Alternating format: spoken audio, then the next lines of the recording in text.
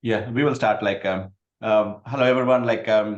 Sia is a very good friend of mine. Like, is basically he's in the industry for a long time. Um, Don't age me, Ram. Don't age me.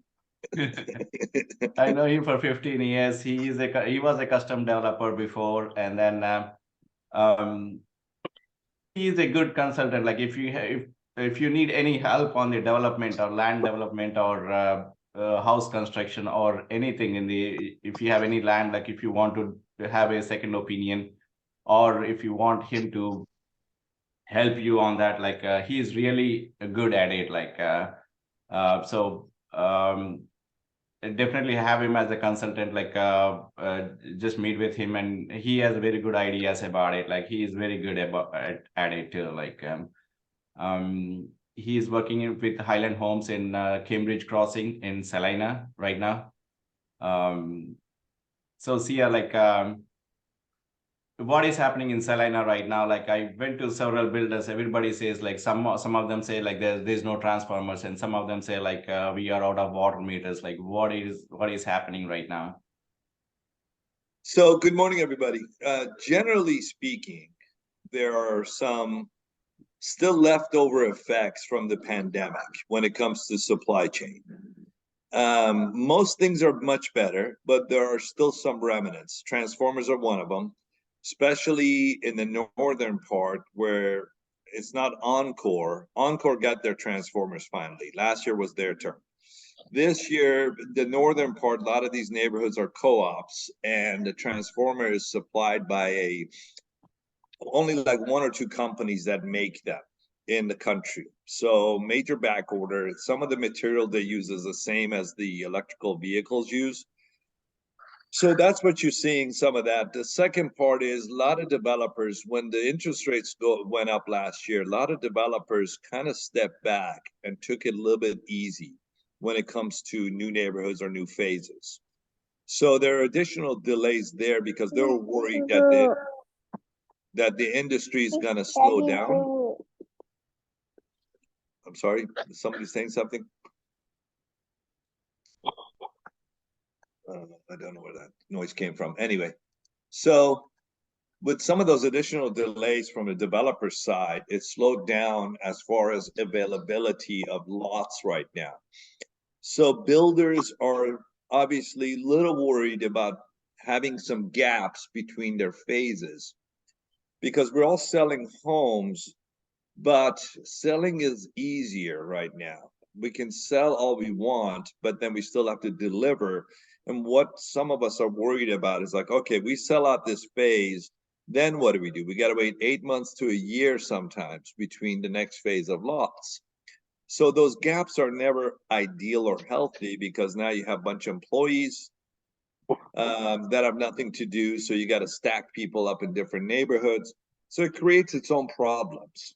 So anticipate um, the rest of 23 and then parts of 24 to have some gaps in a lot of neighborhoods between phases.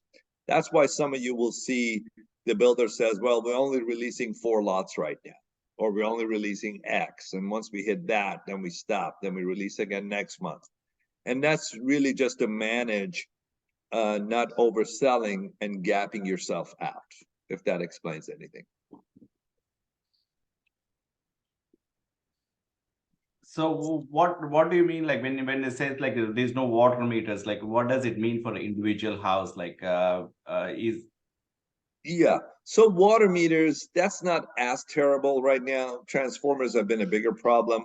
Even that is getting a little bit better right now. Allocation has picked up a little bit this last month or two. So it will solve itself out here, and by probably end of this year, we'll be in better position when it comes to transformers. Water meters, the same thing. We went through it this couple of years ago also. Water meters, believe it or not, that little plastic thing, there's a shortage of that, believe it or not, in this country. So, and then each municipality has their own rules of what they want. So you're kind of limited to what you can and cannot buy to adhere to their rules. And it's done by a third party. So I wouldn't worry too much about water meters right now. That's for the most part is solved. It's anecdotal. And sometimes it's just an excuse. But yes, there's some issues with water meters arriving in time. The other part is some builders like Highland, what's genius about Highland is we do whatever the hell it takes, including starting homes with using generators to build. Yeah, it's expensive, it's cumbersome, it's a lot of extra work. Somebody has to keep putting fuel in the generators. Somebody has to move it at nighttime so it doesn't get, stolen. But not every builder wants to go through that rigmarole. So they only release a lot or start a home once they have everything they need from, water meter, transformers, all that stuff. So they have all utilities on site before they break ground. Where Highland, we've started hundreds of homes without transformers, hoping that we will get transformers by the time we officially need it, which is not till later on when we're ready for electric meters, stage 7 out of 10. So part of that is also builders. I won't mention names, but there's several builders, many builders, who will not start a home until they have transformers on site for the street. So again, it's more of a builder by builder decision. Do they have to wait? No, they can build with generators. But is it fun? No, it's not fun. Is it expensive? Yes, it's expensive. And not every trade enjoys that, but it is something some builders choose to do and some choose not to do. But it's getting better, Ram. It's getting better. Okay. Do you guys want to talk in more generalities, or do you want to talk? Do anybody has any specific questions I can answer for you guys, or do you want to talk about generalities of the industry, the difference between builder X versus Y, not specific builder, but why builder does this versus that, pricing? Look, are there any general themes that we can discuss, or does anybody wants to jump in with specific questions? I'm 27 years of doing this, so I'm here to answer any questions I know the answer to. And yeah, I don't know first everything. question, like a lot of people ask, is why Highland Homes price per square feet is always expensive than other builders? Like, what is the difference that Highland does, or some builders are price per square feet is very cheap? Like the land is the same, like the granite countertops is the same, cabinets are the same. Like, so is what the difference is like with builder to builder? Sure. So no, the land is not the same. This is not the same. That's not true unless they're in the exact same neighborhood where the land is the same. But no two neighborhoods are the same. If it's a builder that has bought their own land and developed, obviously they're in it cheaper versus Highland and many builders who buy lots from developers. So our lot cost could be dramatically different. Cambridge Crossing land being by tollway, it's always going to be a lot more expensive than even down the street. There's a neighborhood not very far from us. Their land is cheaper. It's further in. It's got its own other issues. So land is not always the same. But the major thing you have to be mindful of is two things. One is design. And I'll explain what I mean by that. I'm not talking about pretty stuff. I'm talking about the actual physical design of a house. And then the second is the labor, material, and service. So let's talk about design first. So imagine in your head, or take a piece of paper and draw a square, 10 by 10. Okay, that's 100 square feet, correct? We all agree. Now take that same 100 square feet and draw it as 4 by 25. Or 4 by 20. I'm sorry, 4 by 20. No, 4 by 25 to get the same square footage. They're both 100 square feet, but which one is more expensive to build? Anybody want to take a guess? One is more square, one is more rectangular, but they're both 100 square feet. Which one is more expensive to build? Anybody wants to guess? No? Okay. Everybody's shy, Ram. Your team is shy. They don't even want to show their faces. Maybe 10 by 10. The 10 by 10 you think is more expensive? Yeah. No. The rectangular one is more expensive. And here's why. 10 by 10 by 10 by 10, that's 40 linear feet. Agree? Mm-hmm. Versus the other one it's more linear feet. So you have to think about the cost of lumber, framing, and sheetrock, this, that, all these other stuff. So also you have to think about the roof. A basic roof on a box is very simple to build, and it takes less lumber to use, less shingles. Next time you guys are out in the neighborhood, walk outside your own home and start looking at roof lines. The simpler the roof, substantially less to make. Also the pitch of the roof. If the pitch is 16-12, 16 foot into 12 foot, versus an 8-12 pitch, which majority of homes are typically 8-12, 10-12 maximum. But then you see some nice builders, you know, nicer elevations, they do this. That roof pitch makes a huge difference in cost, not just lumber, not just shingles, but also the roofer. Because of the pitch, they charge more for labor on those. So we can go on and on and on. A box builder, what do I call a box builder? Box builder is typically, not always, but typically your big publics, the Pulte's, the Beezers, the D.R. Hortons, the Lennars, these guys. Nothing wrong with them, but that's their model. They build very, you know, pretty square looking things, not a lot of deviation in elevation, and much simpler roof lines.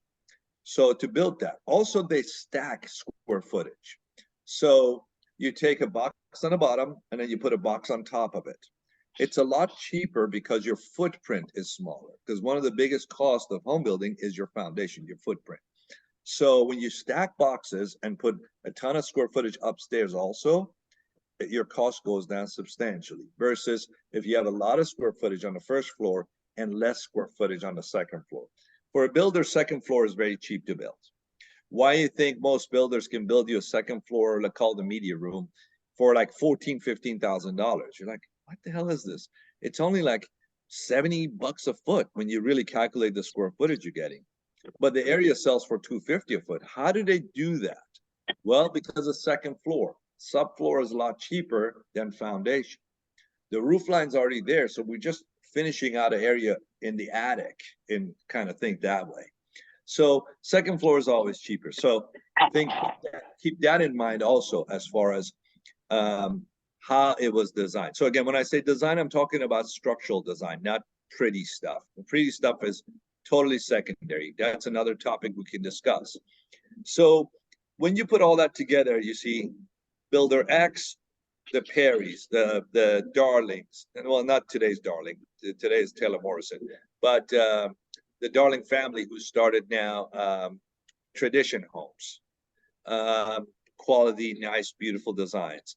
You look at Southgate, you look at Highland, you look at builders like that are always going to be more expensive than the typical box builders. Now, again, I mentioned public, but there's some private included, like First Texas. First Texas is the perfect example of this box building. First of all, they have not improved their floor plans in almost 20 years that I've walked. Their kitchens, the this, the that, the that. They're still building the similar homes they've been building for many years. So they spend less in design. The owner of it is a private company. He's a multi-billionaire. He pays for cash during recession for all his land. Every time the market goes down, he goes and gobbles up a lot of land, develops it, and then he puts up these houses, and a little bit more cookie cutter kind of ideology. So he's always going to be less expensive. He has low overhead, and he just throws out a bunch of houses out there. Don't expect too much in quality and service, but you can get more house square footage out of a First Texas than many other builders typically. Okay, that's his model, has worked for him. A lot of buyers fall for it, or they appreciate it, because to them, some of this other stuff is not as important. They're just looking for mostly square footage. One thing I always tell people, the way to judge a builder, don't look at the shiny stuff. All of us are very good at doing shiny things. Put all the lipstick on it. Here's a nice quartz counters and floors and all this stuff. Looks fantastic. Anybody could do that. That's not hard. Pay attention to the house. Go walk it at frame stages. look at pre-foundation before they pour their foundation, see how deep, how wide the beams are, all those details. And I used to teach a class to realtors about this stuff. But this is it's usually a 3-4 hour class. I'm not going to get into it in this session. But pay attention to that at frame stage. Feel the quietness, feel the sturdiness of the house. And then most importantly, go back and see a neighborhood made by that builder 5-10 years later. See how that neighborhood, how those homes look. Do they look tired? Because brick is not brick. There's brick for, a couple $100 a cube. There's brick for $600 a cube. So all these things matter when it's all put together. Siding is not siding. One is really expensive, hardy. One is the knockoff stuff, that is cheaper and falls apart faster and doesn't last as long, and the paint wears out faster. So these things matter. On the inside, cabinets are not cabinets. There's cheaper prefab cabinets. There's nice custom cabinets. Like I use Trimline. Trimline is more than $250 a linear foot. It's a very expensive cabinet, but they have a $2 million paint booth that make these cabinets beautiful by the time they put it in our homes. So there's more to it. Then there's, of course, the service and everything else that some builders put a lot of money and effort and time into, and a lot of employees for service. There are builders like Highland where I have, for example, in my little neighborhood, I have 8 construction managers on my team. And we don't let them go more than like maybe 10, 12 homes each. Versus a builder like pick D.R. Horton. A construction manager may have 25 to 30 homes under construction. Okay. Sorry, is that a question? I don't know what's going on. Anyway, so those are some of the differences, and it's not just one thing, but you have to be paying attention to all these things at the same time to kind of figure out. And then there's the neighborhood. Like, very few of us would go into a neighborhood with these box builders. Sometimes you don't have a choice. You put your lower end product in those. But the neighborhood matters, the quality of the builder. We try to go in with other decent quality builders to kind of keep the value up. Builders like Highland do not sell to investors because we don't want a lot of, investment properties or rental homes in our neighborhood. So we kind of invite or attract other builders of similar mind to be in our neighborhoods. So you don't end up with like a neighborhood like Savannah or Paloma Creek later on, which half of the homes are rentals now. Anyway, those kind of things. Did that answer kind of roundabout way question, Ram? Yeah. That's fine. Like, is anybody has any questions on that topic? Hey, Ram, I have a question. Yes, sir. Hey, sir, thank you so much for taking time and talking to us. This is always really a pleasure. Yeah. Let me tell you, I love Ram Garu, and if Ram asks me something, I always do it. I greatly appreciate you coming in talking. Anytime. So along the same lines, the question about the construction quality, right? So people always ask, like, there's a D.R. Horton and there is some other builder, and I'm trying to compare it in those two. I see the frames look the same, the walls look the same. Why am I paying more price? I know you mentioned a little bit that, but what is really the frames, or does that make a difference? I tell there is like the construction manager makes a difference because how much efforts or how much love he's putting into the house, whereas some construction manager just want to get the job done. Somebody really wants to make the house look nice, or not the nice, but good quality. Right. So Rakesh, yes and no. What you're asking is actually very valid. So is the frame the same? Let's use that as a perfect example. Pretty yes and no. There's different grades of lumber, of course. But let's assume most builders are using finger jointed, number 2 or, whatever lumber. What matters more is not necessarily the lumber you're buying. That varies some, but what the design of that home was. First of all, what's your plate height? Plate height is the height of the wall. If you're on the inside, where's the top where it meets the ceiling? That's the plate height. So a builder could have a 9-foot plate height, but then cheat it up to 11, so still give you 11-foot ceiling. Or a builder has 11-foot plate height. Now, what does that matter? The lumber you're buying is 9 foot tall versus 11 foot tall. On the outside, you have 9 feet of brick or you have 11 feet of brick. That's a few $1,000s difference, right? Then you look at how they frame the soffits. How wide is the soffit sticking out under the roof? Those things matter. So lumber by itself, yes, there is variables to it, but how is it done? So for example, a good builder frames everything at 16-inch center, okay? No matter what, I don't care what the code says, we can get away with wider gaps between studs on interior walls, non-load bearing. But a good builder does it no matter what. Everything is at least 16-inch center. Okay, we use same square footage. A good builder could use more lumber versus less lumber. We already talked about the height and all that stuff. Then there is the actual, again, the floor plan itself. Are there a lot of extra spaces and uniqueness?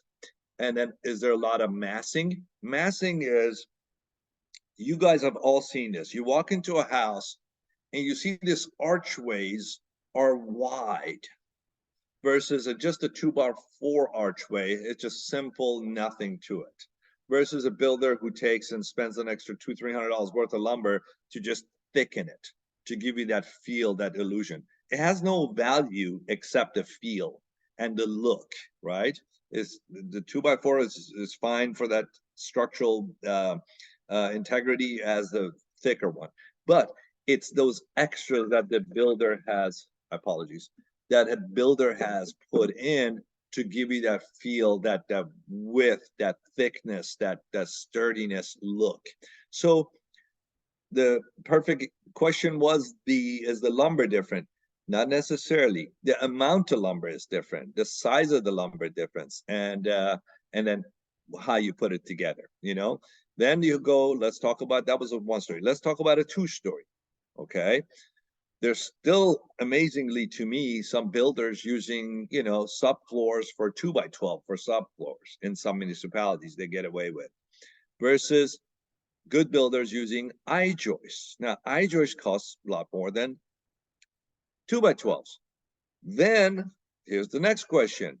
Is that home rated to put an elephant up there on the 2nd floor in the game room? Like, meaning like put a big, huge slate pool table. Not every home can accommodate that. I know people do it, but it was never meant for it. Versus a good builder who first of all uses I-joist, taller I-joist, not the minimum, taller, 16, 18-inch I-joist. Then they space them 16-inch center, even on the subfloors, even though you can get away with 24-inch.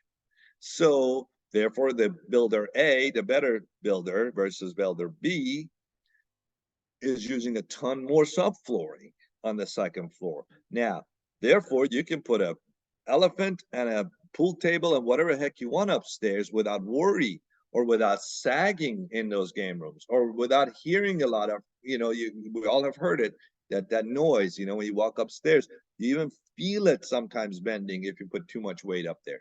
So that's another factor. So I can go on and on and on. Why is this 3,000 square foot home cost more than this 3,000 square foot home? Well, you combine, just in this case, we use the lumber example. It matters because you don't get credit. It's 3,000 square foot. It's 3,000 square foot. How can there be a difference? This is when nuance matters. That's where you, as a good realtor, must become an expert in these things. You must, if you really want to make this a real career and be a great consultant to your buyers and guide them through it. Now, there's nothing wrong with buying a D.R. Horton home. I'm not saying that. I took my own sister-in-law, even though I've been a custom builder, building high-end homes, been working with only the greatest builders. I took my own sister-in-law to buy D.R. Horton. That was her budget. Single mom with kids in college. There was nothing wrong with it. It's fine. but expect that product in that kind of neighborhood that it's never going to really appreciate as much as a higher end neighborhood with the better builders in it. So that's what I would tell you. There's nothing wrong with buying anything out there as long as you know what you're talking about and the buyer has the right expectation. This is the difference. You choose. This neighborhood in a few years will look a lot more tired because the material used. This neighborhood most likely will have a lot more rentals in it than that. So just be mindful and, you know what you're getting into, and then there's nothing wrong with it. Hey, thank you for answering that. Yes, I sir. have one more question. Hopefully Yeah. nobody has questions, but I'll follow up more questions. If somebody has questions, I'll stop. Please. So during the construction, I always advise my clients to get an inspection done during various stages of construction. So what do you think about it? Does that really makes any difference? Or either like as a realtor, can we, if we see something, are there any like out of the plane's eyesight, can we see if we see something you think this is wrong and we can ask the questions to a builder? Yeah, excellent question. So it depends on the builder, Rakesh. For Highland, anybody who ever want that, I always welcome. I'm like, come on, get them. Just coordinate with us so you're not doing it too early to waste your money. Because it's this, we have a bunch of inspections we have to go through. Like, for example, in Salina, there's 27 inspections from the city. Highland has another 4 for energy. Then we have our own internal. We have a 244 checklist we have to go through. So we always say, go ahead. If that puts your mind, it's all about, putting your mind at ease. That's how I look at inspections. If spending that extra couple of grand on phase inspections, put your mind at ease for your investment, do it. Now, builders like Highland, we welcome it because we have nothing to hide. We're actually proud of it. We get a lot of accolades from inspectors that they're like, man, this is a great house. Even though sometimes we screw up too, doesn't mean Highland never screws up. We're infallible too. I mean, we're human beings. Not every builder is going to welcome that, so be mindful of that. Not every builder is going to even adhere to that report. They may just look at it, throw it in the trash, and just say, tough, you don't want it, get out of here. I'll sell it to somebody else. Unfortunately, in my industry, some builders have certain attitudes, and they're not as customer friendly, realtor friendly as, let's say, a Highland is. I don't know if it's because they feel like their feelings are hurt because you're questioning their quality, or is it they don't want to show their fact that they could be fallible? I don't know. I can't answer for my industry. All I know is I've seen all sides of that kind of question. Our answer has always been absolutely, come on in, bring him in. Just don't hire schmucks. Hire people who know what they're talking about. Because a lot of times these inspectors are embarrassing because they don't know what they're talking about. I catch them in like just silliness sometimes. Because now that they're forced to justify their existence because somebody paid them. So now they're coming up with goofy stuff or sometimes stuff that is not even in code because they're not up to date with that municipality's code. It's their opinion, not necessarily code.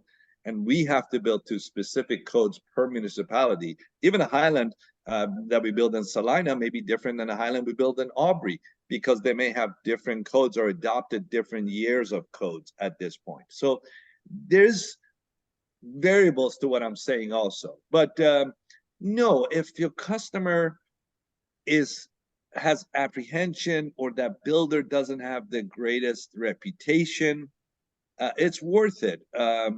Years and years ago, I won't mention the builder's name, but because my wife was adamant we have to stay in that same area for the schools, was forced to buy, I went under contract with a builder, I won't mention their name, X, and I didn't want to. I really, really did not want to buy one of their homes. But their reputation is decent. It's not a bad builder. I went under contract, and boy, because maybe I know too much, the stuff that I saw that was happening was abhorrent to me. And finally, after a few months of this, I backed out. I said, I'm done. I can't do it. I hired you guys to build my house, but now you're making me, I feel like I'm building my own house because there's so many damn problems everywhere I turn.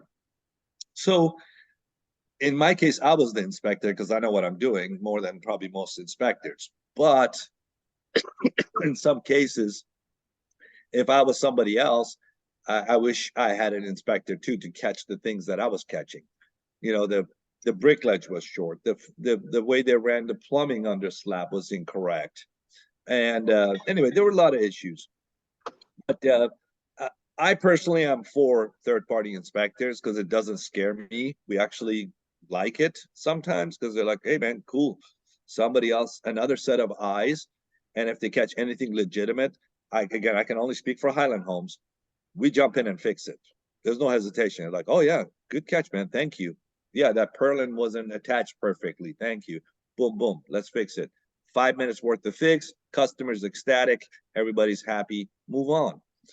But again, my industry sometimes is, I don't know how to answer for the whole industry. I don't know. So Hope that answered the question. on topic on this one, like basically like the inspector says like we are writing to the code like 2022 or 2023, like but the builder says like, okay, we are following the city code, which is 2016 or 2017. So we don't do those stuff. So what can we say during that time, like those repairs? Nothing. The buyer in that case has zero to stand on. If the builder is building to the municipality's code that at that time, that is what the municipality is demanding, there's nothing you can push the builder to do. Now, the builder could choose to deviate and do better, but not necessarily. So like, I give you a silly example. This just happened. Salina just adopted a new electrical code. And all of us who own homes have island in the kitchen, right, these days. And we have plugs on either side of the island right now, right? Most of our homes, I have one, I have plugs on the side of my island. The new Salina code, you can no longer have outlets on the side of your islands. Tell me why. Makes no sense. But that's the new code because they're like, well, water this. It makes no sense what they came up with, but that is the new code. What they want instead is for builders to cut a hole on top of the counter and put one of those little push buttons that you push and the whole outlet comes up above the countertop, which to me looks uglier, more cumbersome, whatever.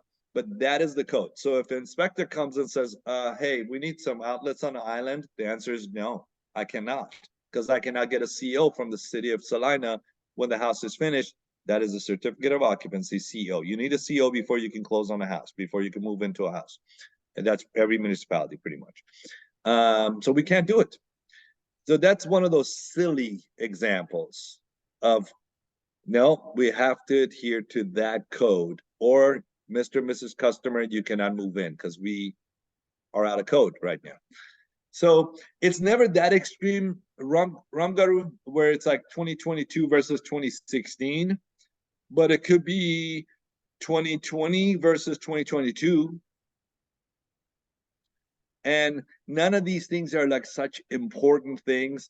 It could be as silly as a new code of like how to do GFIs in a garage, or, you know, it's not like big major things that it's like, wow, this house is going to fall apart now. It's usually something a little bit more on the silly side, these adopted new codes, you know. A lot of it is electric, hardly any HVAC, some minor plumbing stuff. Like, for example, forever builders are building, because nobody's building real fireplaces anymore. You all notice that. It's all that flip a switch now, you know, it just the gas comes on. It's more of an appliance than a fireplace. So forever we all built that. There's a switch next to it. You flip it on and there comes your fireplace is on because the pilot's on all the time. Some cities now pass the code. No, you need a shutoff valve. You know, one of those old school little silver keys you put in the hole and turn the gas off, like older houses. Beside the switch, now they want a shutoff valve. So a lot of builders, we have to go retro, put a stupid valve next to it, even though you'll never use that valve because there's already a shutoff under that fireplace box. You don't need this. It was silly. But that's what they asked for. So we had to go tear out houses and retro that in some cases. So most of the time, Ram, is mostly silly. It's not that big a deal. Hey, C, how are you? Hey, man, how are you, bud? Good, man. How are you? How's everything? Hanging in there, man. Hanging in there. Thanks. Good to see your face. Hey, same.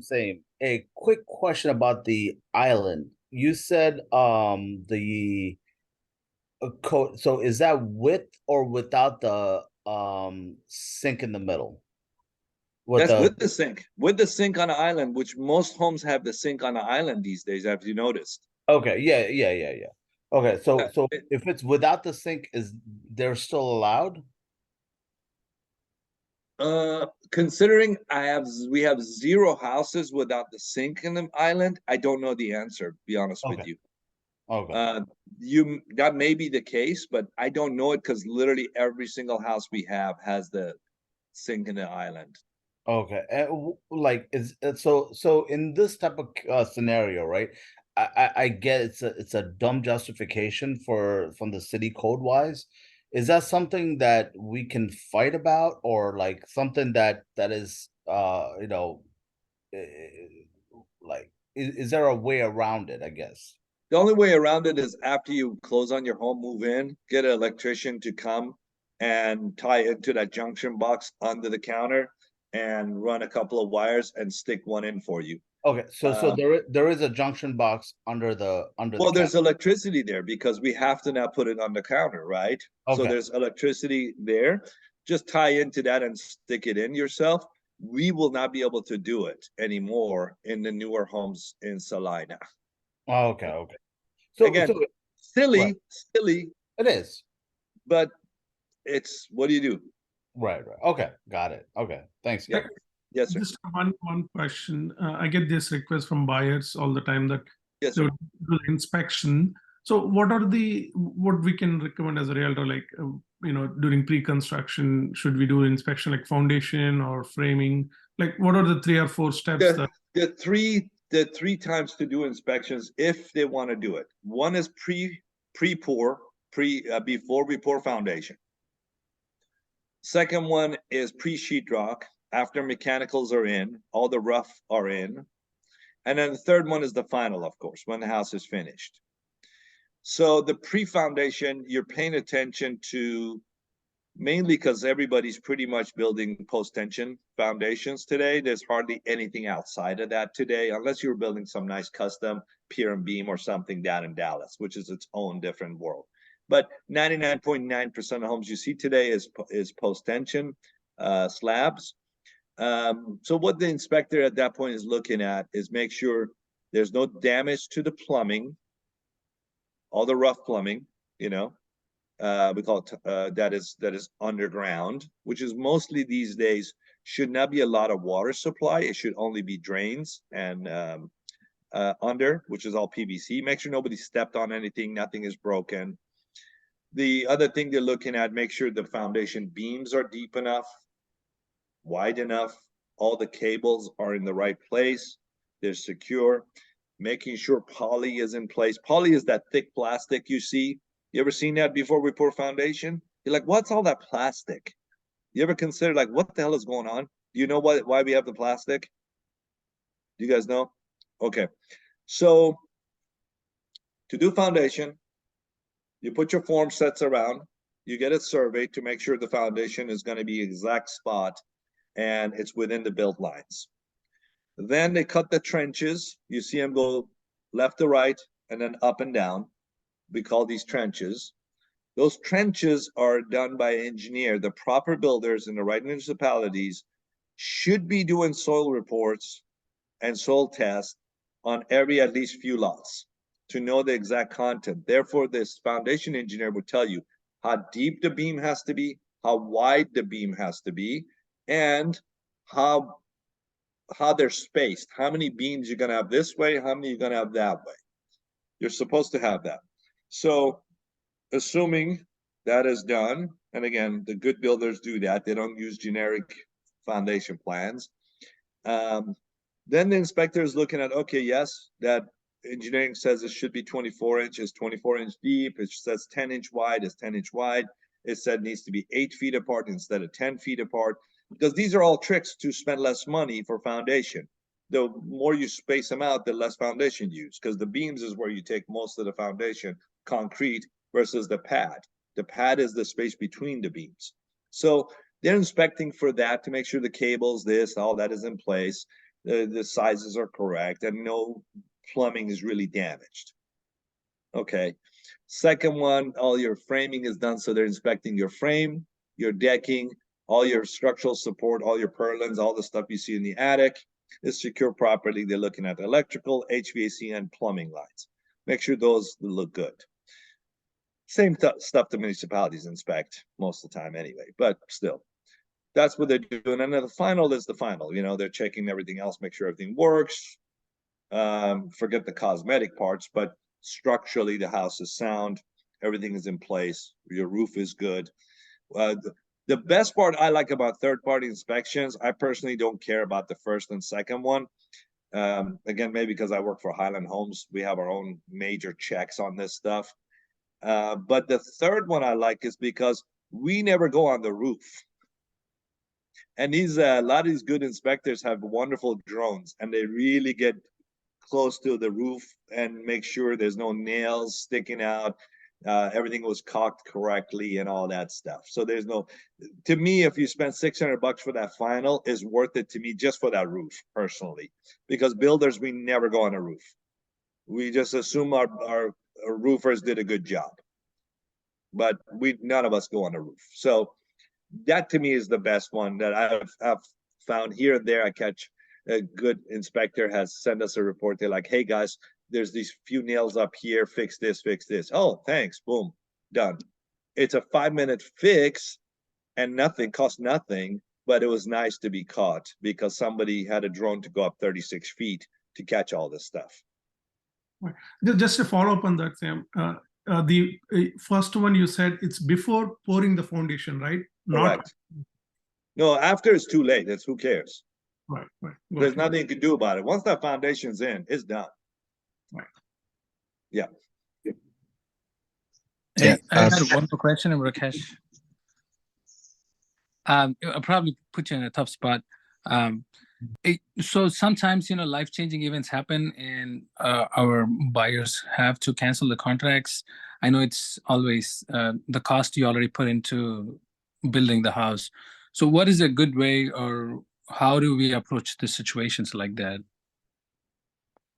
I can't speak for our industry, but I know most builders don't give their earnest money back.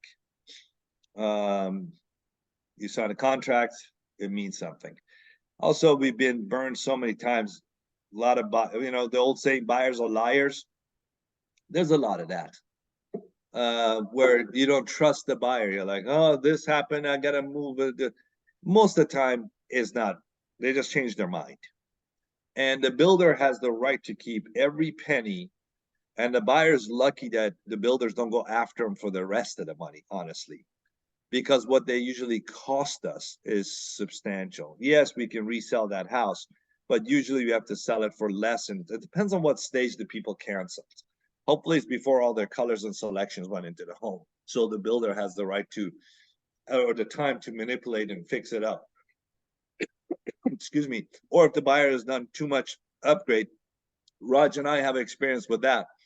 If they do too much upgrades where they're like, I'm screwed.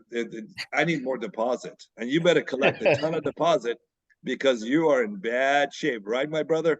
You and I know what we're talking about. We will not say any names, buddy. You have lost a lot of hair for that one. Yeah, we're not going to talk about that. We're never going to talk about that ever again, unless we're really fully drunk. So now, a good builder, I can again speak for just my company. We look at every scenario and truly try to get a sense of, is this a legit deal? Are they truly in a hardship? Something changed. Did they lose their job? Are they sick? Are they called and relocating to another state? They don't have a choice. In those cases, well, I can speak for myself. I've even given their people's money back because I found it was a legitimate situation. But generally speaking, especially after we've been burned so much these past few years, a lot of builders don't even want to talk about it anymore. They're like, no, you canceled, bye, your money's gone. And that's why you see a lot of builders starting to collect a decent amount of deposits now, because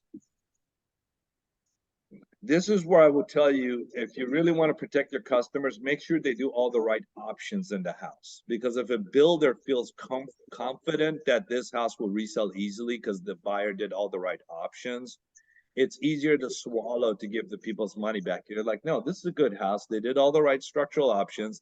They did all the right electrical options and da-da-da-da-da. So easy sell versus really goofy stuff and out of the box. And you're like, boy, who the hell's going to buy this house? This is just, yeah, it's too unique and special. See, it's like the deal we're talking about. I mean, I know we're joking about it, but like that's a great example. That's a perfect example, actually. Yep. Yeah. Overdoing a house, but then underdoing some other stuff, doing stuff so unique that no other person will care about to pay for it. And the builder's on the hook because you spend all this tens of thousands of dollars. The other thing you guys should be aware of on the builder side, see, the second somebody signs a contract, within a matter of weeks, couple of weeks, the builder has spent a substantial amount of money. Okay. So you have to understand the back office of a home builder, how this works. There's a lot to this. Most of the time, you think we own the lots, and sometimes we own the lots. But a majority of the time, we have a contract on the lot. This is the builder with the developer, the land developer. So there's a new phase. Highland has signed a contract that we will buy 100 lots in this phase. Now we have a time. That 100 lots, it may be over a year and a half. Every quarter, I have to buy so many from that developer. And there's escalations. So the first batch of lots, we're paying 200 for the lot. The next 3 months, there may be a 6-8% escalation. Then we pay that on the next one. Because why? Because the developer is carrying the loan for those lots, right? So they charge us the builder escalation. So when you see prices go up, sometimes we're just trying to keep up with escalation on internally our cost. So the second somebody buys a house, writes a contract, the builder is writing a 200, whatever, 400, 150, whatever the dollar amount is, check to the developer, because now we need a clear lot, we call it. That means we actually have the title to that lot to build on it. So we write a check immediately to the developer. A check that we didn't necessarily want to write, or if the lot hadn't sold, we wouldn't have to pay, right? So we pay that. And again, something you may not know or not know, builders use loans to build homes. Builders do not have $2 billion cash laying around to use to pay to build homes with cash. Most builders use about a 60 to 70% loan on a construction. So if a construction costs $500,000, we are borrowing 60 to 70% of that from our own bank, our lines of credit, and we're paying interest on that. Day one, the interest kicks in. Taxes, we're paying the taxes. We wrote a check to buy that lot. Then we order a few $1,000s worth of engineering. So foundation has to be engineered. In a lot of municipalities, your frame has to be engineered. So that costs a few $1,000s. We own the floor plans, but we cannot stamp our own floor plans. It has to go to a third-party engineer to stamp it before we can build for these municipalities, before we can go to permits. Do you have any idea how much a permit in Salina? Let's use Salina as an example. Do you guys know a typical $600,000-700,000 home, 3,000 some odd square foot home in Salina? Do you know what it costs for that permit? Anybody has a guess? Anybody? 20K. Did you say 20? Yes. Whoever said that was right. It's about $20,000 to $24,000 just to write a check to the city for the permit. That you haven't even paid for all the inspections yet, by the way. the 27 I mentioned. So within a very short period of time of buyer signing a contract, we wrote a big check for the developer. We pay engineers, all the internal time and employee costs to put all this stuff together, our finance team working, accounting working, architecture working, purchasing, putting all the purchase orders together, because we need POs line by line per house to pay the vendors. So then we got to take care of HOA. So it could be you look up in a month, you spent $200,000 like this. Now you're paying interest on it too. So when we tell people, hey man, I don't know about giving your money back, it's because it's costing us so much money. And that little bit of peddly earnest money we kept, 10, 20 grand, is hardly anything in comparison to what it can be. Also, historically, a builder sells a spec home cheaper than a built-to-suit. Isn't that accurate? Typically, because a spec home buyer has no say. It's like, hey man, all the selections are done here. You want it? Here's the discount. Just please get this off my hand because I don't want to pay tax and insurance on it and interest on it. So that little bit of earnest money maybe to offset some of my amount of that cost or the extra discounts that we have to give to get rid of the spec home. So sorry for a very roundabout, long-winded answer to that, but the builder has the right to say absolutely zero refund. But the pragmatic builders look at each case, and if it's anything legitimate, I can again speak for Highland. Any legitimate situations, we give their money back if it makes sense. Now, also depends if the buyer was a total nightmare to work with. It's going to be harder to give their money back because they put you through hell, and you've done so much for them, and it's so specialized and personalized that you're like, no, I'm not giving your money back. Are you kidding me? We did a million things for you to make this work. Now you're like, I changed my mind. Well, I changed my mind too. Then I keep your money. End of story. I think On the same you note, should like charge them. basically some people want next week they come back and say I want to add a media room, like, and then builder says no, we can't do it. Right. Like, so what is like they say like, well, nothing is done. We just wrote the contract last week only. Like the buyer is 100% correct. Nothing is done that they can see.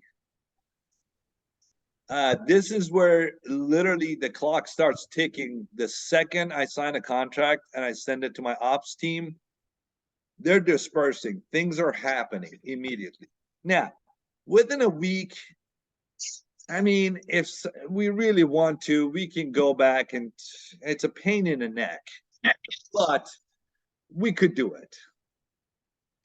But if it's 2-3 weeks, a month, no way. It's too late.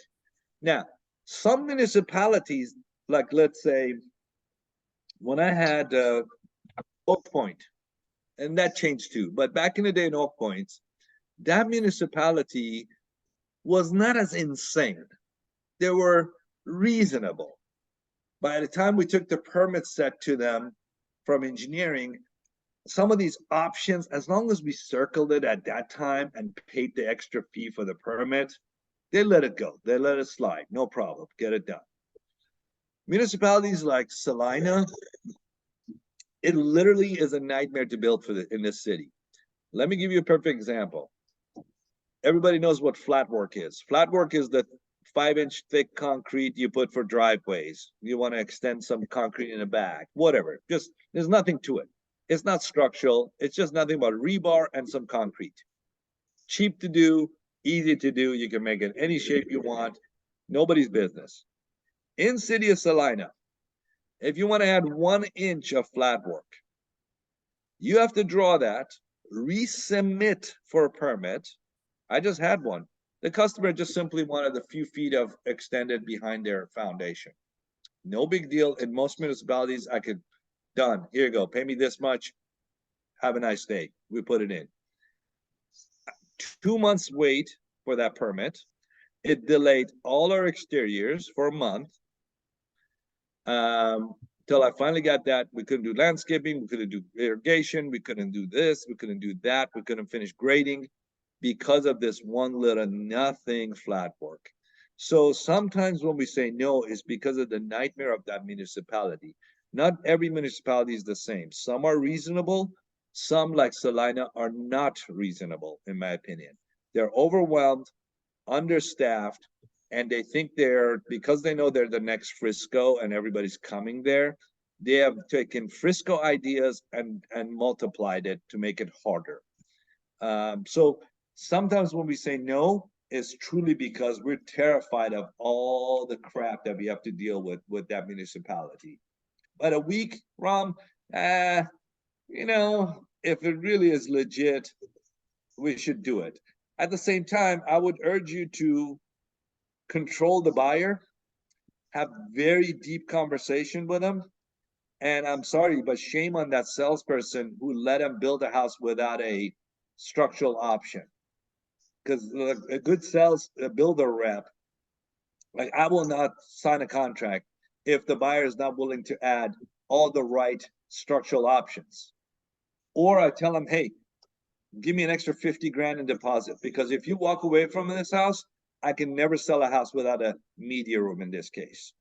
So as a builder rep, I always tell people, I said, guys, my job is twofold. Number one is to protect your investment, telling the buyer. Number two, to minimize Highland's risk. If you think that way, then boom, there you are. Unfortunately, a lot of people in my industry don't have my mentality or my experience. I'm not the norm. I know that because I've done this for too long and I've been on the other side. I've owned my own home building company. So my knowledge base, of course, is going to be a lot higher than a typical 25-year-old who just started building, working for a builder right now.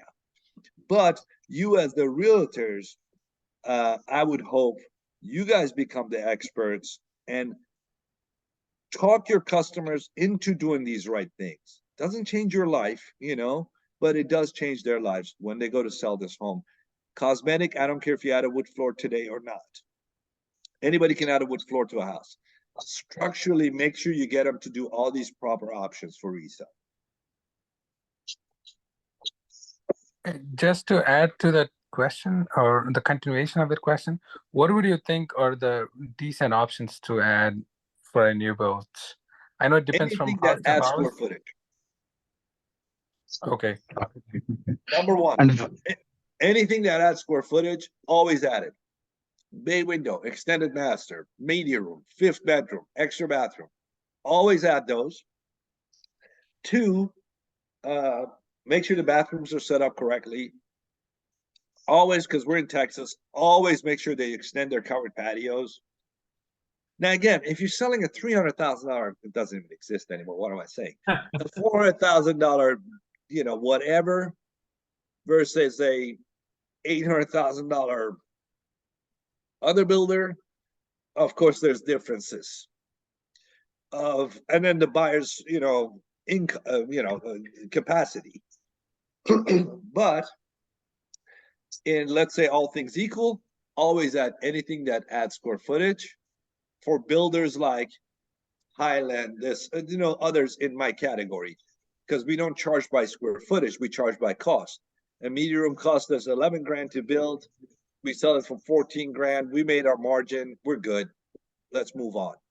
But the buyer is getting the benefit out of this. They're paying $70, $80 a foot, and they're selling it for $250 a foot in that neighborhood. So you're diluting your price per foot down by adding these options, and you make money on them when you sell the home, always. So don't let your buyers ever buy a house without adding some of this stuff, including this. This is how far I would take it. Not everybody can do it, but you see a floor plan that is a 4-bedroom, but has a 5th bedroom option, talk them into buying the 5th bedroom. For resale, for price per foot, for all of this stuff, even if they never set foot in that 5th bedroom. Tell them to skip adding wood floors in their home, but buy that 5th bedroom, right? That 5th bedroom is pure money. It makes money. Wood floors, nobody cares. You add it today, you add it in 6 years. I don't care. You can do it anytime. but you can never come back and add that room and bathroom. Because think about it, a bathroom by itself in the market is worth $12,000. Builders charging you, pick a number, $22,000 for a bedroom and a bathroom, which adds 250, 60, 300 square foot to the house. Do the math, it's 60, 70, $80 a foot, plus a bathroom still. You always make money. So always have those options without hesitation, or talk your customers into it. Do the math for them. It'll make sense. Okay. So Yeah, what are thanks. the advantages and disadvantages if the buyer asks, like, I can do the wood floors later, like, Yeah. so what are the things like You're that right. we need to take care of, like adding the wood floors later? I mean, obviously, this is more about convenience than money, Ram. Can somebody do wood floors aftermarket cheaper than the builder? Absolutely. Because you can get a guy with a pickup truck, no overhead, to come and install wood floors for probably $9 a foot for you. Versus the builders charging you whatever, 16, 17, whatever that, it depends on the wood and the level. There's more to it. But yes, can they do it? Now, later on, then they have to, still fix up all your baseboards and paint it and all that. But again, not the end of the world. I personally never care. If somebody is adamant, they're like, I'm going to do this aftermarket. Okay, put some cheap base carpet in there and get on with your life. All I care about when I sell homes, these are the two main things I care about. I make sure they have the right elevation and structural options. That includes also picking the right kind of brick and all that. Make sure they're doing the right job and they're not picking something that's hard to sell today as far as exterior goes. And then two, make sure they have the right electrical options added on. Get their floor plug, get their under cabinet lighting, get these kind of basic things that you can't do after, but now today is expected of buyers of the market when you buy a home. Cosmetically, make sure you get your tile right, because you're not going to rip out tile and redo it. Make sure you get your countertops right and the options on the cabinet. Get your trash pull out, get those things done. It's not expensive. The rest of it, when it comes to wood floors or carpets, I don't care. You put base throughout the whole house for all I care. Because again, anybody can change that for you. And a lot of times even cheaper than I could. So, because see, I can't use Bob with a pickup truck to do wood floors with no overhead. We have to use huge companies, Flooring Services, Southwest, all these big boys with major showrooms and overhead and employees and insurance and vans and all this, fancy stuff. Well, that same wood you could get for $7, my cost maybe $12, but we have to use them because the small guys cannot keep up with Muse Highland, 4,000 homes a year we built. What small company can keep up with us? We have to use these massive companies, but then it costs more. We charge the buyer more, even though our markup on those are not high. It costs more for us to do it. So no big deal. Aftermarket, no problem. Again, I never cared about it because I know I'm not putting the buyer in a weird position. I know they can handle it versus things I know they cannot handle and it's too cumbersome to do. So I want to make sure I get those done for them. Things that make sense, things that make money, things that are great for resale. I want to do it for them. Cosmetic stuff, wood floors, I don't care. Do it later, do it with me, do it whenever the hell you want. Doesn't matter. So is it cheaper to build? Is it cheaper to build homes outside of city limits versus within city limits, like ETJ or outside of city limits? Not necessarily. Everything comes down to land cost. If you compare apples to apples, a house, exact same house, same features, same options, this side of the street versus that side of the street outside the city limits or in the county, the physical cost of construction will be the same. The minor differences will be some of the outside county areas don't have the same codes, of course. They even don't have inspections a lot of times. They tell the builder, hey, just get a third-party inspection done and hand that in. We're good enough. That's how simple it is. However, this is where it gets more expensive outside. Where's your water and sewer? Instead of tapping into it, you may need a well now. or you have to spend an extra 20 grand on a septic system. So there's these. So apples to apples, it costs about the same, but less stringent code. So therefore, the builder may do less in those homes. But I wouldn't necessarily want less. You know, I want the better version. Okay, so you're a land developer. I have this question. When we look for a lands, some of them are 100-year floodplain areas. So what that means, and can we construct on top of it something like a play area kind of thing, or when this is going to end? I mean, 100-year, when it starts and when it ends? So once a property is deemed floodplain, which if you go on FEMA's map, it shows you it is or it's not. Once it is, there's not much you can do with it. Yes, you can leave it as a park and stuff like that. Yeah, but it's still got to verify with the municipality. But as far as any kind of structure, no, you cannot build on it. You could, but then you need flooding. There's a lot more to it. So this happens all the time. Big developers are doing development of a whole neighborhood, but there's a strip of it that is in the floodplain.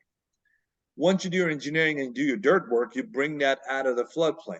But it will take you 6 months because you got to submit to FEMA. It's a bunch of forms you got to fill out and proof and and it's called the LOMR, Letter of Map Revision, LOMR. You submit your LOMR, on average takes 6 to 9 months for FEMA to update their maps, because you just proved to them that that wasn't flood is now out of the flood completely correctly, and please update your map. Once that map is updated, now you can build whatever you want on it, like nothing happened. It would be like completely normal. And this happens every day in most developments. Some piece of it was up and down that the developer kind of filled in and made corrections to with dirt work, and now it's totally normal. But it is a pain. It's not for the novice. I don't recommend it for people who don't know what they're talking about. What? And if somebody build already a house, like a builder, so that means there is no concern of floodplain anymore, right? Because the builder already built it. Unless it's in a like a little bit more of a boonies, Sagar, out somewhere, because you can get away with all kinds of crazy stuff out in the country, right? There are not a lot of what do you call it, inspections or to speak of ahead of time, even pre-permit. So that's a different story. But if you're talking about in any kind of a planned community in a municipality, yes, there's zero flood, or there's no permit, if that makes sense. Let me ask one last question and let others. So I have a buyer in Salina looking for a house. So what's the Highland Homes offering in Cambridge Crossing? And I can read out of the website, but I want to hear from you as well. Are you talking about incentives? Yes. Depends on the neighborhood. It varies from neighborhood to neighborhood. The stuff that is general for the whole city is usually whatever we're doing with the lender. So like right now, Highland's doing 15,000 in closing costs, and then, or if it's a spec home that could close by, when is it, December 15th, the next couple of months, there's a little bit of money left of 5.99 interest right now. We bought $25 million worth of money a couple of weeks ago, and as soon as that's spent, then it's gone. So we're, I think, halfway through that money already this week. So, because there are very few homes qualify for it. You got to put 20% down. The house has got to be ready to close by December 12th. So we have that. Outside that, you have to talk to the sales rep for what we're dealing with. Like I have a spec home, one spec left. I took 100 grand off of it because it's in the old phase, south facing. I don't like it. If somebody wants to steal a house, go get it. But in all the new stuff that we're building, max I give is 15,000 discount right now. Are you selling it to investors? Are you selling it to investors? Highland never sells to investors. No, okay. But there are one-off We don't spaces. we don't want rentals in our neighborhood. Okay. No, because a lot of Leonard and D.R. Horton never used to sell to investors. Now they came back and started selling to investors because the spec homes in the market is so much, right?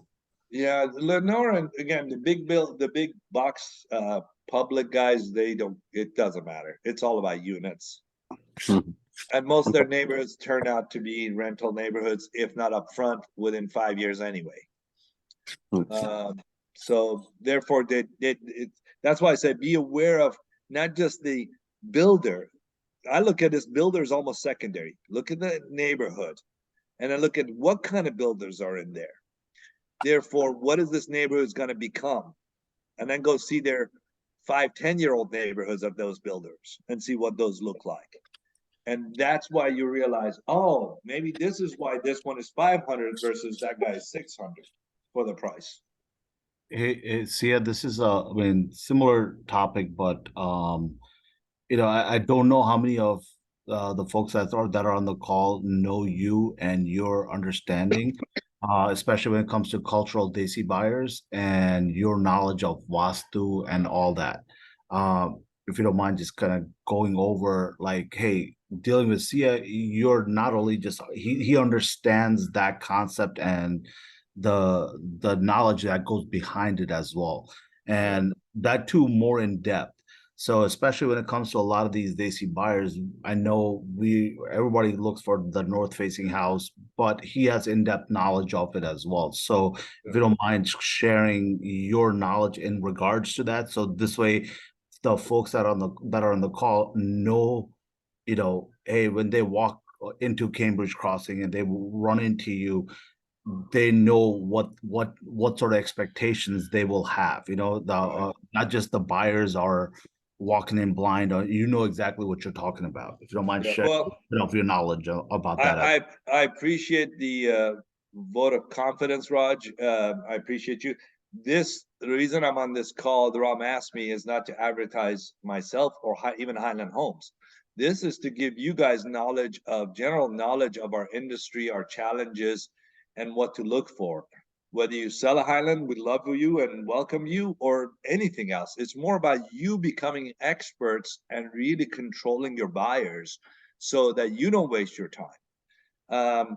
But today, to Roger's point, a lot of clients are cultural buyers. Mostly, as you know, Southern Indian folks are buying a ton of homes. With that comes a lot of challenges for these families because there's very limited opportunities for North and East and da-da-da-da-da. So all of us in the past several years have had to become not experts, but understand the basics of some of the Vastu requirements. And of course, it varies from buyer to buyer. It gets more complicated if they dive deeper into it, or if the parents back in India are demanding them to do X, Y, Z, makes the very difficult for the kids to buy the homes. I always feel terrible. They're 30-year-olds. They're like, we don't even know, but the mom and dad said I got to do this, so I have to do this. Does this exist? Well, not really. What you're asking for is going to be very hard to find because you're competing with thousands of other folks who are looking for the exact same thing, similar size, similar price budget, and all that. But yes, a lot of us, Raj, had to learn a lot more about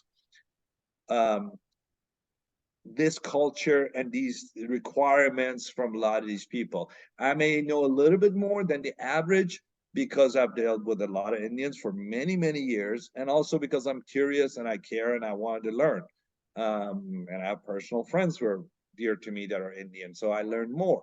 But generally speaking, a lot of us have learned that it is very confusing and it is very cumbersome and it is frustrating for a lot of buyers. It's frustrating for a lot of builders because you're like, my God, I got the perfect house for you, the perfect price, perfect everything. Why can't you buy it? No, it has to face this way, or it needs to be flipped, or it needs to be that, which then you're like, well, I don't know how to help with that. So you guys have your work cut out for you if a majority of your clients are looking for specific Vastu compliant items.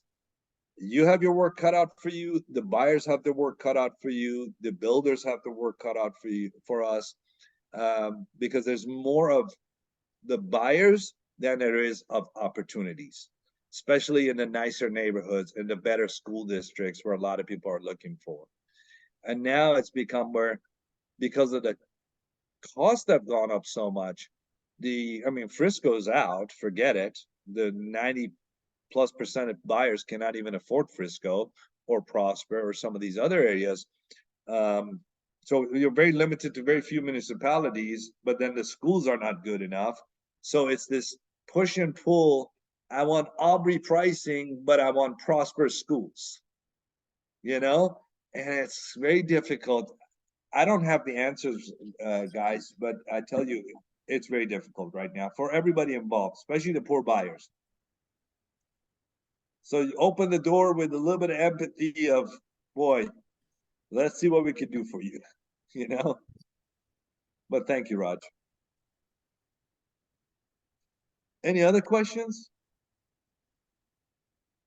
Hey, I'm Rakesh again. I have one Hi, more question. So the closing date, sometimes not you guys, but other builders, they give a date, but something comes up. I know probably it's unavoidable, and they change it to a different date. And our buyers are probably on a lease, and they set up some lease date, and it's tough for them to make a change on their end too. Yes. What are the things as a realtor I can do to help them, or talk to a builder to make things better for everybody? Rakesh, I love you for asking that question, because it's a very valid question. So this is what I would tell you, and share that with your buyers. Take anything the builder says day one when it comes to closing date with a little bit of grain of salt, or a big grain of salt, a big one, this big. Why? Most builders know their production schedule once the house starts.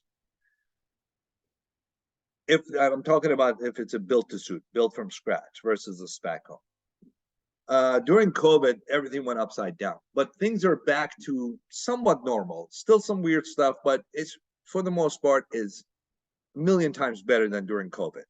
So if a builder is telling you, hey guys, you're about a year out, or you're about 10 months out, you're about this. Like Highland in our contract, which I hate this part of our contract, we have a page that says estimated closing date, and we always plug a date in there. I tell my assistants, just go on that house, go 9 months. On this one, because I know it's starting, go this much. On this one, which we haven't even gone for permits, put in 12 months to leave enough cushion. Because we don't know how long it takes to start a home right now. In Salina, for example, on average, taking about almost 4 months to break ground on a house because of all the silly requirements ahead of time. Versus in Aubrey, we can break ground on a house in under 2 months. So I would say take that information before the buyer makes any decision, whether it is to extend the lease, go on a new lease, give any kind of notice. Constantly communicate back with the builder, constantly. Once a builder has sheetrock in their home, they should be able to give you a reasonable, let's say a month closing. Then once it's 60 days out, once we have meters on the house, because that's another third party issue when you get your meters. Once you have your meters, builders, Highland, we give 60-day notice at meters, and we can pretty much stick to it. It's very rare something weird happens at that time. But hold us accountable by constantly communicating. Because by law, we have 2 years to build a house. A builder that takes longer than, a year to build a house is losing money usually. Because I told you guys how much it costs, carrying cost, all this other stuff we have. But still, communicate anytime before they sign a new lease. Because then they come to you like, well, I signed a lease now for this. You're like, I didn't tell you to sign a lease. Yeah, but you said it's going to be about a year, so I counted on that. I understand. That was just an estimate. So I would say your best bet, Rakesh, is always to talk to us as often as possible and tell all your buyers, do not sign a lease or extend anything till you really have a better concrete answer. as we get closer. And again, nothing is exact till we certain stages, because we don't even know till we pass those stages, till we get really comfortable. Like, okay, we're good. Go right ahead. Sign that lease. Does that make sense, Rakesh? A lot of the stuff is guesstimates in the beginning.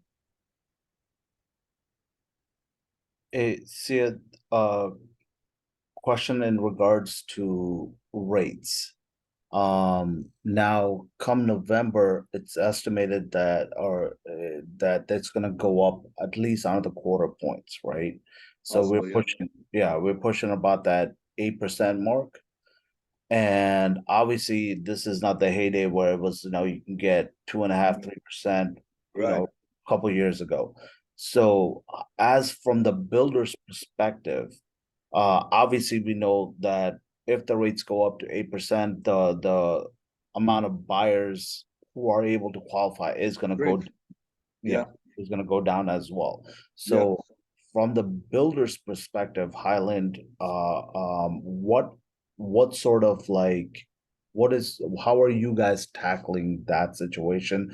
And as far as from our side, from the agent side, how are we going to help our buyers come in and kind of mitigate, like, hey, let's how so in I know this is not it's more of a foresight, like, hey, how are we plan for this and prepare our buyers for this situation and help them, hey, listen, this is a $800,000 home. You're able to afford it today at 7%, 7.25. Tomorrow it's going to be 8. You may not qualify. How are we supposed to prepare our buyers for that situation? Yeah, it's a good question. I wish all of us had the answer, because we all be billionaires, honestly. It is a challenge. The hope, and well, not hope, but realistically, it's more of a temporary situation, the way we all look at it. It's gonna suck for another probably year or so. Now, it didn't help that the jobs report came out yesterday and there were 336,000 more jobs added.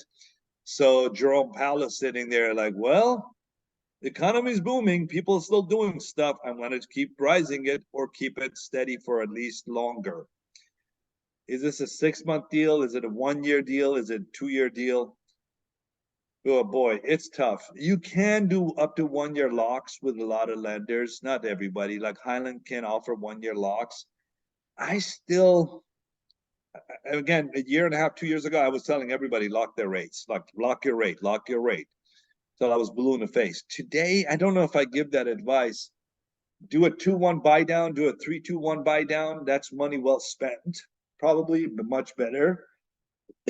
Because buying the rate down, it makes no sense. It's so expensive, and it's still not enough. Your payment still sucks, So doing a 2-1 or 3-2-1 buy down to me is a much better deal, to just give the buyer a little bit of relief for a year or two, with the assumption that everybody, millions of people are going to be refinancing. The second the rates go back, most likely around the 5-ish is what all the economists and our industry talks about. I never want to see 3% interest rate again. Personally, even though you think that was great for the builders, it's actually terrible, because it created these bubbles. It created too many people buying, created too many people moving, and we shot ourselves in the foot with these low interest rates for so long. The Fed should have raised the rates about a year before they did. I don't think we'll be in this situation if they had taken it to 5s and 6s, and then hover back down to 4s and 5s. But they waited too long. Here we are. So again, I don't know. Yes, I have a degree in economics too, but most economists I know are confused, and a lot of predictions. 6 months, year and a half. I tell all my buyers, plan your life around 2 years of crappy payments till you can refinance it. Now, if it happens in 6 months, yay, everybody wins. But know that it's going to be hurting for a little bit by the time you close, because they're not going to close for a year from now. Let's say you buy a home today, it's going to be ready 10 months, a year from now. What is the rate at that time? Is it still 8%? Okay. When you anticipate refinance, probably 6 months, a year after that. It is an election year coming up.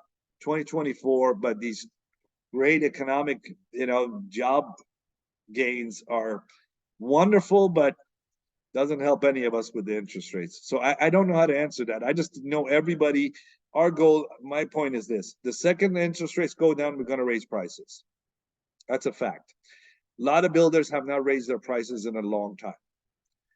In Cambridge Crossing, when I took over it, we lowered the base prices $40,000 net. And I haven't raised the prices $1 since March, which is very, unheard of. So we lowered the base to offset the interest rate, but the margin for me is terrible. We don't make enough money because the land is so expensive being where it is by a tollway.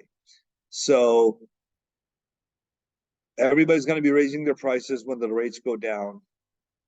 The tollway is going to be built in Saline in the next 2 years. Next phase of land is going to be more expensive. So there's a corny saying in our industry: marry the house, date the rate. You all have heard that probably.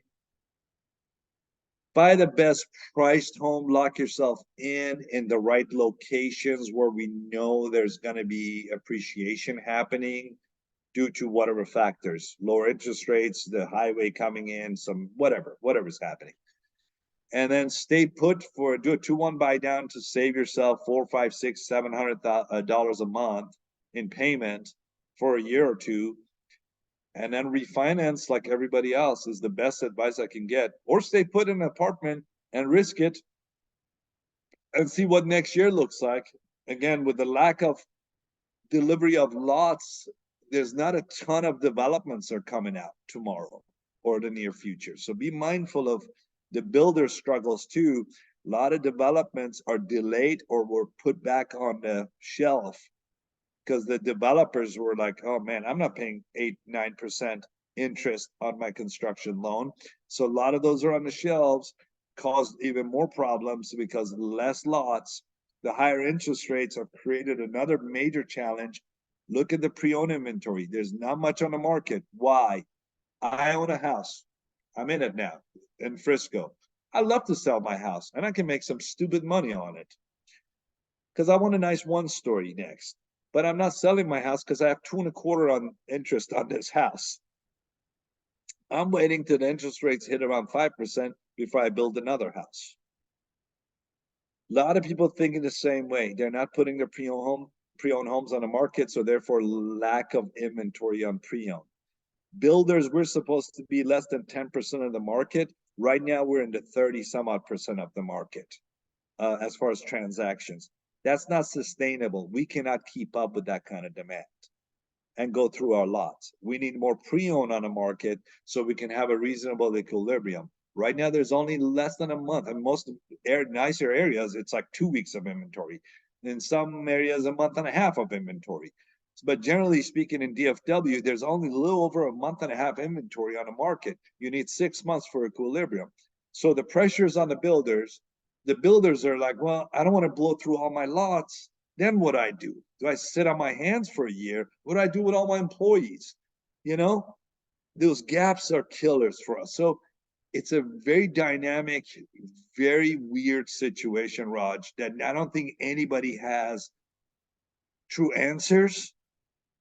Everybody's winging it and doing the best they can on a daily basis. That's why you even hear contradictory stuff from a builder. We're releasing. No, we're stopping. No, we're going. No, we're not going. It's, what are you doing? We don't know. There are days like, okay, this makes sense. And a month later, like, nope, that does not make sense. That just opened up craziness. And we just sold 200 homes that we didn't want to sell. So it's these dynamics that literally, I'm not lying to you. It's a day-to-day, week-by-week decisions, assessments of where we are. Thanks, you. Yes, sir. Anything else? Thank you very much, Sia, for all your help. It's a pleasure, my friend. And if anybody is looking for any development or any questions on developing a land or building a house, custom house or anything, talk to Sia. Like he has a wealth of knowledge on it.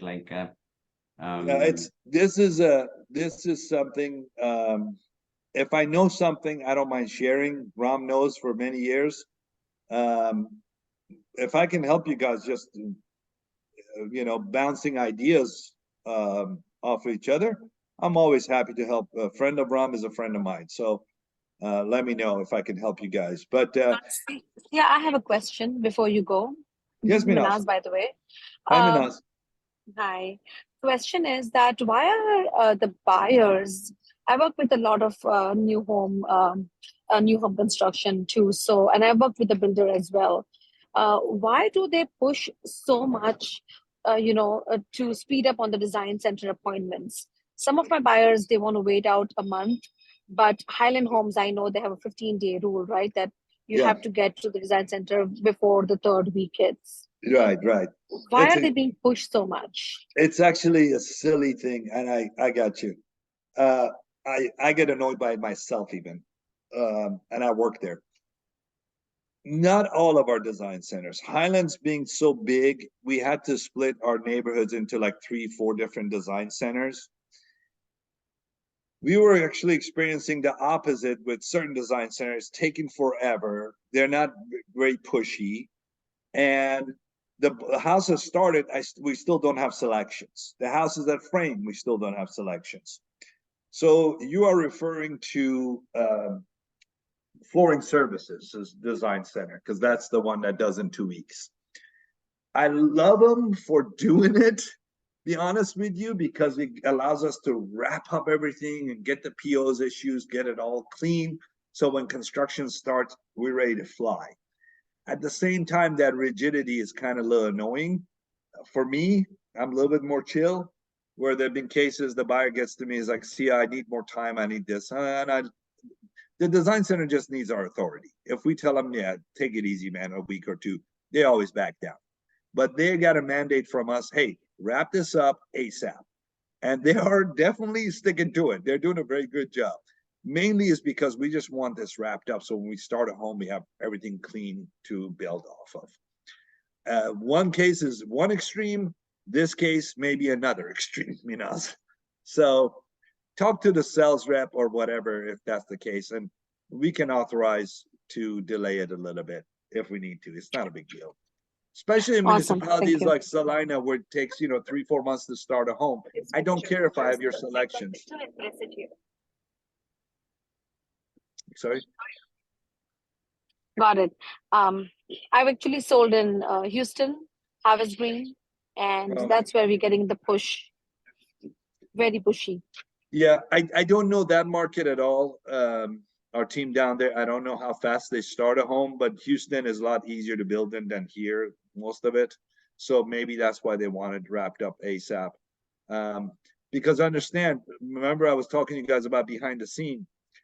Once we have selections, then there are people in purchasing that sit there and code every single detail of those options to have POs ready, to dump those POs into our programs where the builders do the payroll.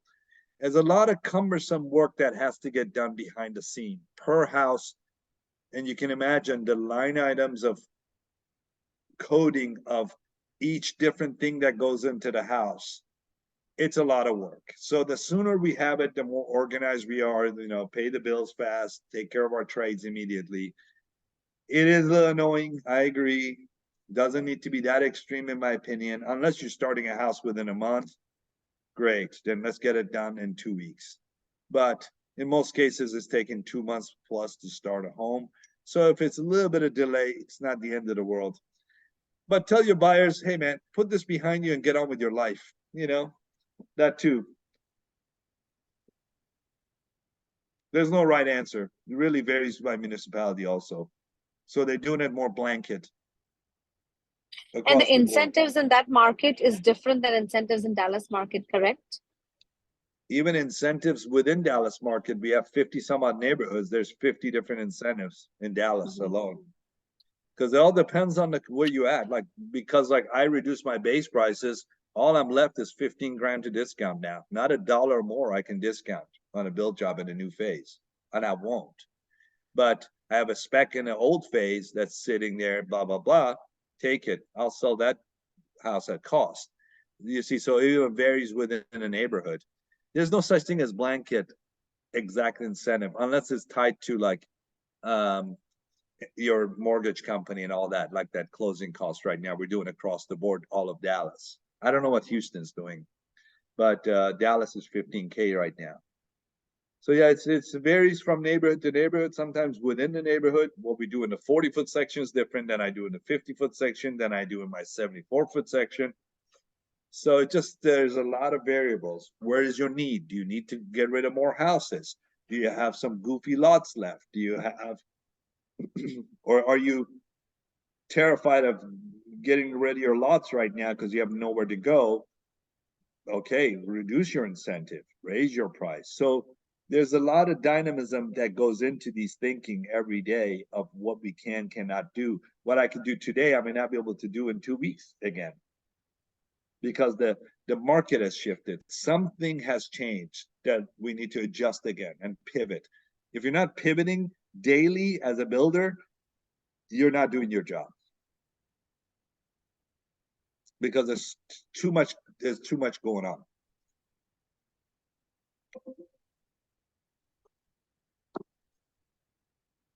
Did that answer it, Minas? Is that good? Yes, thank you so much. See, I got the answer. My pleasure, Minas. Anything Thank you else? very much, Sia. My pleasure, brother. Anytime. You guys let me know if you need help, and I wish you guys all the best. Best advice I can give you is become experts. Go out there, walk construction, walk neighborhoods, walk different builders. Really learn what is the differences. Learn the neighborhoods. Keep track of all the new communities coming up. Be on all the different developers' websites. Learn and be a sponge. Talk to schmucks like me, and there's plenty of people who will help you and guide you. Find yourself mentors that you could tap into. Great realtors who've been doing this a long time. Builder friends, whatever. That's my best advice. To really, if you want to do this professionally and make the real money, become the expert that people look up to, and you have the answers and you have the connections and all that stuff. That's really my best advice for any realtor who's, whether it is 2 weeks in a business or 5 years in a business. It's those connections and those expertise. And understand finance. You don't have to become a banker, but you have to have a good knowledge of finance. You have to understand and be able to answer these questions, but in a common way. What is a pit? What is a mud? What is this? Why is there mud? Why is there a pit? Why are they doing it this way? How come this guy doesn't have it? Understand all these things. And once you have that confidence, that expertise, you become unstoppable and you become a go-to, and people, your buyers, fall over themselves to hire you to rep them, because, oh my God, this lady or this guy has my best and they have the answers. You're not just a chauffeur and you're not just a rebate. You know, you are the important person to guide them. And by the way, not every buyer is your buyer either. Sometimes you're better off walking away from people, because the amount of time and energy they're going to consume is not worth that little bit of money. You can do 10 other things with that time that one buyer is going to truly drain the life of you for whatever. So if I may, as a friend, that would be my best advice: of appreciate your time more than those couple of bucks, because you'll never get that time back. And you can do a lot more things with your time, and you don't have to always adhere to cultural buyers either. You can expand and really become a true guru and own it, and be very successful. It's a wonderful business to be in, but it requires a lot more than just sitting there waiting by the phone and hoping somebody calls to do the business. So, see, are you saying clients not always right? I don't know, my brother. Sometimes they're not. Sometimes they are. Sometimes they're not.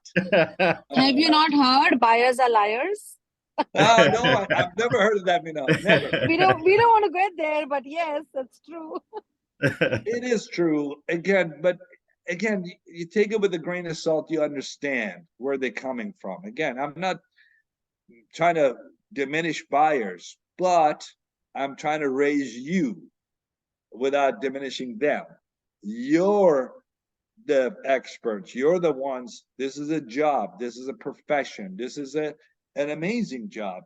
Requires a lot of work and a lot of time and a lot of learning to become a very good realtor. Just because you got your license doesn't mean anything. Your license, you don't know anything once you get your license. You don't know a tenth of what you need to know because you got a license. But because of that precious time and energy and things you have to put yourself through to become really good, the buyer will see that too, hopefully, or appreciate it. And if they don't, they're not your buyer. Just walk away. So say, no, call somebody else for that reason. So I know today, a lot of these guys, they're just looking for a rebate, a lot of these buyers. I get that. And that's what you got to do sometimes, is strictly a rebate business. But the buyers who require the service also, you can't have it both ways. Take all your money and get all your service. You can't do both, you know, then what the hell are you doing? So for the buyers who want the service, that's where your expertise comes in. And that's money well spent from buyers to get that expertise, to get that hand holding throughout the process, to have that connection between, especially new homes, between you and the builder, because sometimes these buyers don't realize, a lot of times it's because of you to get their foot in the door. Because we have 5,000 buyers out there, but it's your relationship with people like me that gets them in. If Ram Garu calls me, I'm going to pick up Ram's call. I don't care midnight. Ram is a dear friend of mine, but that's beside the point.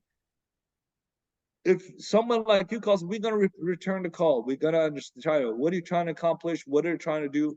And we're going to put our heads together to help these buyers versus the other, 50 people that walk in the door on a Saturday. You're just one of another person. You're like, whatever, right? So these buyers need to also understand that it's your expertise and your connections that's helping them. So therefore, I'm just hoping to live for a day where you don't have to give so much of your money away, and you're making more money. Because why? Because you are valued, because you're experts, because your relationships are important, because of all these things. And these buyers will appreciate that. So they get the service or maybe just money. I don't know, I'm ranting, I apologize, but your time is valuable. All Thank good? you very much. Yeah. My pleasure, my friends. Wish you all the best. Go sell a ton of homes, make a lot of money, and then we can all celebrate. Ram is buying. Drinks are on Ram. Thank you. Thanks. All right, guys. Have a Great. good day. Pleasure much. to see you. Raj, good to see you, brother. Take Thank care. you. Bye. All right. Bye-bye, guys. Thank you.